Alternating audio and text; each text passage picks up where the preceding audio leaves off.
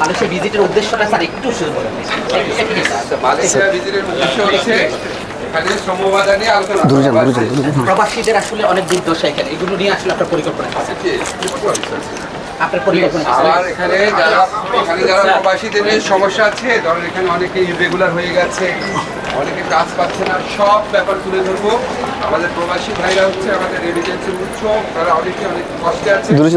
যতটা পারা যায় আমাদের দেশের স্বাস্থ্য যেভাবে হোক ভালোভাবে তুলে ধরার চেষ্টা করছি। শ্রমবাজার থেকে সিন্ডিকেট যুক্ত হবে না? সিন্ডিকেট আমি এখানে কোনো কথা হচ্ছে না, আমি চাই আলোচনাটা বাংলাদেশের মানুষের পক্ষে থাকতে।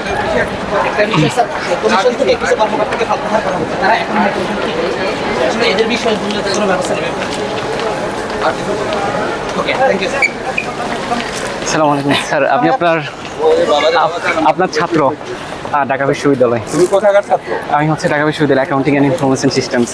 নগদ পেমেন্টে 500 টাকা পর্যন্ত ক্যাশব্যাক আর লেনদেনে প্রতিদিন ডিপ ফ্রিজ এবং ঘন্টায় ঘন্টায় এসি টিভি সহ দারুণ সব গিফট।